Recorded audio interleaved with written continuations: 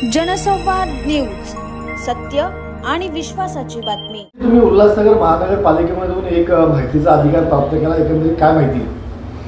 उल्हासनगर खेमानी येथे बालकंजी बारी ट्रस्ट आहे। महाराष्ट्र शासनाने त्यांना 1976 साली 99 वर्षाच्या करारानुसार त्यांना 10 एकर जागा फक्त 1 रुपये वर्षाचा भाडा म्हणून त्यांना अलॉट केलेला आहे। त्यामध्ये असं झालं आहे की आम्ही हाऊसटेक्सच्या माध्यमातून RTIच्या माध्यमातून कॉर्पोरेशनमध्ये माहिती घेतलो। तिथे आम्हाला एकदम आश्चर्यचकित झालो आम्ही की एवढा मोठा भ्रष्टाचार बालकंजी बारीमध्ये, एका म्हणजे संस्थेमध्ये, त्या ट्रस्टीमध्ये एवढा मोठा आम्ही घपला बघितलो। दरवर्षीचा ते लोक फक्त 5 लाख स्क्वेअर फूटच्या जागेचे 10,000 ते 11,000 रुपये वर्षाचे भरतात। मागच्या एक 45-50 वर्षापासून त्यांनी महानगरपालिकेत याचप्रमाणे 5,000, 10,000, 15,000 अशाप्रमाणे भरलेत। त्यासाठी आम्ही तिथे एक तक्रार केली नीलम मॅडम आणि आयुक्तकडे। त्यांना आम्ही असा तक्रार केलो, मॅडम हा एवढा मोठा भ्रष्टाचार 40-50 वर्षापासून चालू आहे आणि महानगरपालिका झोपल्यासारखी करते। त्यांनी आम्हाला आश्वासन दिलं की प्रकार काय आहे।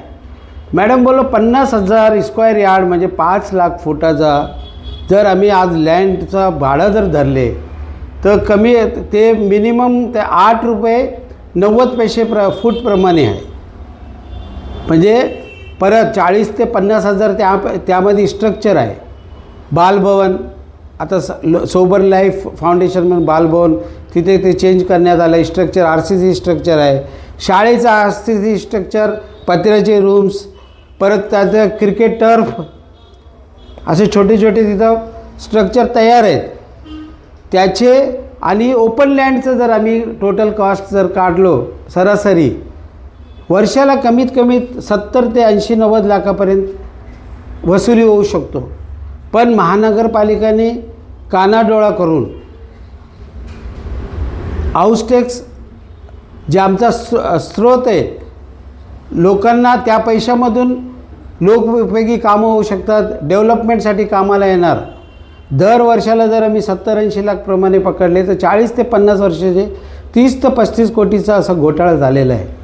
संस्था कोण चालवतो एकंदरीत आणि संस्थेचे मालक? आता सध्या तिथं असं झालं आहे 1995 पासून चॅरिटी कमिशनरमध्ये जेव्हा आम्ही माहिती घेतलो 1985 पासून तिथं चेंज ऑफ रिपोर्ट जे असतं, दर 3 वर्षाला ऑडिट द्यायला लागतो, हिशोब द्यायला लागतो, संस्था कशी चालतो त्याचे रिपोर्ट कलेक्टरला, चॅरिटी कमिशनर, प्रांत अधिकारी यांना द्यायला लागतो। त्याच्याशिवाय यांना कुठलंही काम तिथं करता येत नाही असा अलॉटमेंट लेटरमध्ये उल्लेख केलेला आहे। कुठलाही तुम्ही स्ट्रक्चर चेंज करायचं आहे किंवा काही डेव्हलपमेंट करायचं आहे तुम्हाला संबंधित अधिकाऱ्यांचं परमिशन घेणं आहे।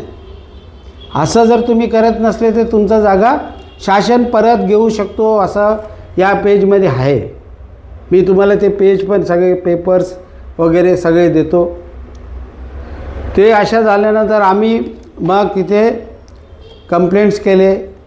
नीलम मॅडम आणि आयुक्त साहेबांनी त्वरित आदेश दिला की जाऊन तुम्ही चौकशी करा, जागेची पाहणी करा। तिथे त्यांची टीम जाऊन पाहणी केली। आम्ही माहिती घेतलो की पाहणी करून आले, त्यांना 5 का 6 दिवसाचं काहीतरी नोटीस दिलं आहे असं म्हणजे माहिती पडलं आहे आम्हाला। आमचं एकच म्हणणं आहे शहराच्या विकासासाठी ते बालकंजी बारी असो, त्यातले ट्रस्टीचा तर असे विषय आहेत की त्यातले काही ट्रस्टी, एक RS दादलानी नावाचा माणूस आहे त्यामध्ये ट्रस्टी, तो कुठं फॉरेनला राहतो आहे, सेंट मार्टिन। तो 20-25 वर्षापासून तिथं राहतो आणि इथं ट्रस्टी आहे। चॅरिटी कमिशनरमध्ये त्यांनी सिग्नेचर केव्हा केलं आहे, बिफोर मी केव्हा केलं ते काय आम्हाला माहिती नाही, ते चौकशीचा विषय ते पोलीसमार्फत शासनामार्फत त्यांनी करावे असं आमचा डिमांड आहे। इतर पण जे ट्रस्टी आहेत ते कोणी मुंबईला राहतात, कोणी कुठं राहतात, ते कधी इकडे येताना दिसत नाही आहे।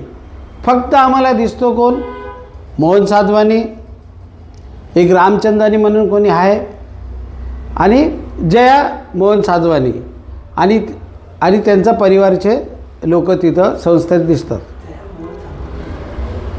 आणि आम्ही चॅरिटी कमिशनरमध्ये ज्यावेळी गेलो आणि ते माहिती काढलो, हे लोकांनी 2020 साली एक नवीन स्कीम अर्ज केलेले आहेत स्कीमसाठी, की आम्ही इथं बिल्डिंगं बनवू, हे बनवू, ते बनवू, असे स्कीम बनवून 12 लोकांची नवीन कमिटी टाकले. त्याच्यामध्ये त्यांचे नातेवाईक आहेत का कोण आहेत त्याबद्दल आम्हाला एवढी माहिती नाही. आम्ही ते तुम्हाला 12 लोकांची कमिटी देतो. आणि 7 लोकांना हे लोकांनी नोटीस न देता त्यांना मिसगाईड केले. त्यातले कोण मूर्ती झाले, कोण जिवंत आहे त्याची काहीच माहिती नाही आहे. एवढ्या वर्षापासून जो थकीत जो कर आहे तो थकवण्यात आलेला आहे असं म्हणणे आहे.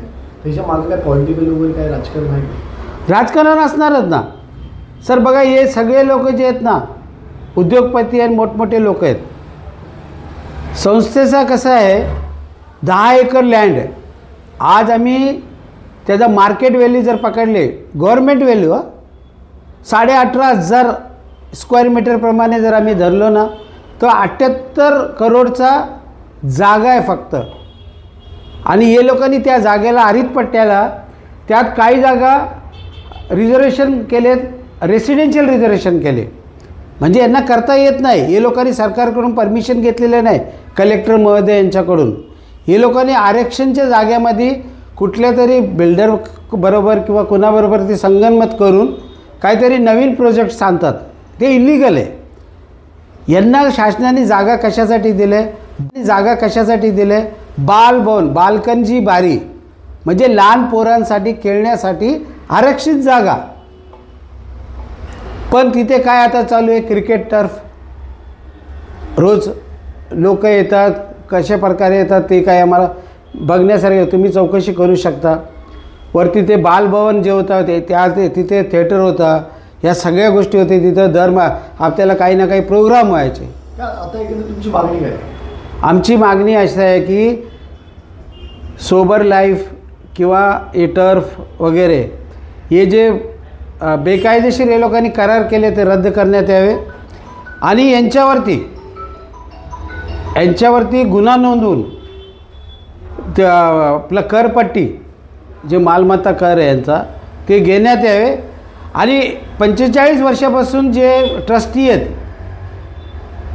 समजा हे लोक आता हे दंड आल्यानंतर हे पळू पण शकतात, बाहेर जाऊ शकतात किंवा सरेंडर होऊ शकतात. मग यांच्या इंडिव्हिज्युअल प्रॉपर्टी आहेत ते सील करण्यात यावे. कारण हा पैसा गोरगरिबांचा आहे.